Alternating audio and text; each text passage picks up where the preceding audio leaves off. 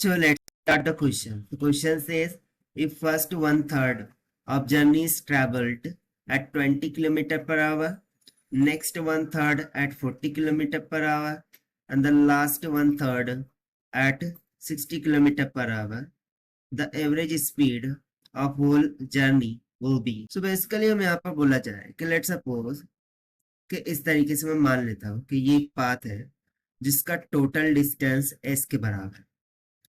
सो इस total distance में से वन थर्ड जो डिस्टेंस है उसको कवर किया जा रहा है 20 किलोमीटर पर आवर से.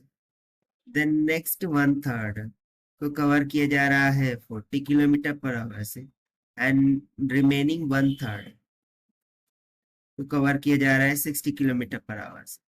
सो हम बताना है एवरेज स्पीड क्या होंगी. तो चलिए स्टार्ट करते हैं सोल्यूशन से.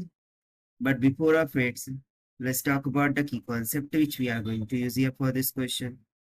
So since we remember the formula of V average is nothing but equals to the total distance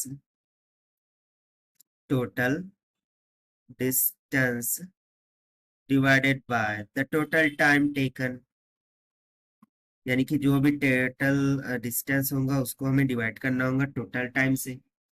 सो उसके लिए हम लेट कर लेते हैं कि एक फर्स्ट इंटरवल के लिए time taken is t1, second के लिए t2 एंड थर्ड के लिए t3. So by using the formula of speed हम यहाँ से क्या लिख सकते हैं कि स्पीड इज इक्वल्स टू क्या होता है the distance upon time taken. So इसके अकॉर्डिंग जो टाइम टेकन t1 होगा that must be equals to distance कितना कवर है 1/3 of the total. So total कितना है डिवाइडेड बाय 3. ये हो गया डिस्टेंस और उसके लिए जो वेलोसिटी उसको हम मान लेते हैं v1. So this will be equals to s divided by 3 divided by 20. उसी तरीके से हम टाइम t2 निकाल लेंगे.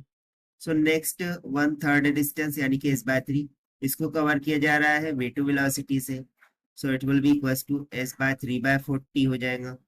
उस तरीके से time t3 will be equals to remaining one third s/3 divided by v3 is equals to s/3 divided by 60 हो जाएगा.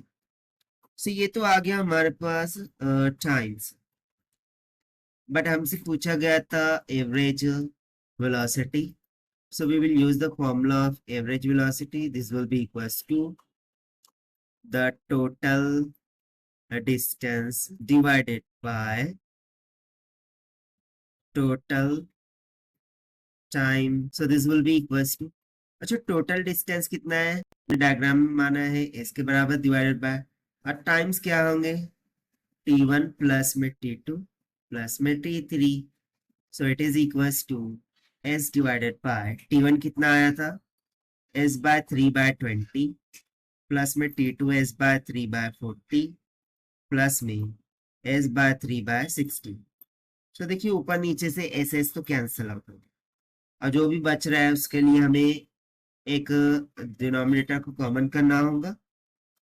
सो ये हो जाएगा 1 डिवाइडेड बाय 6 प्लस 3 प्लस में 2 डिवाइड बाय 120. और यदि मैं यहाँ पर देखूँ सो s/3 में ये जो 3 है वो न्यूमरेटर में चले जाएगा मल्टीप्लाई कर देगा 1 से. सो इसको फर्दर सिंप्लीफाई करते हैं तो again 120 will go in numerator. So हो जाएगा 3 इंटू में 120 divided by 6 plus 3 plus 2 will become 11. So जब हम इसको डिवाइड करते हैं perfectly will get that 32.7 kilometers per hour. So therefore the average speed और एवरेज वेलोसिटी जो भी है हमें क्या दे रखा है the average speed of whole journey. Okay so average speed of whole journey will be 32.7 kilometer per hour. That is why option is correct. So this is the required solution. I hope you understand it well. Best of luck. Thank you.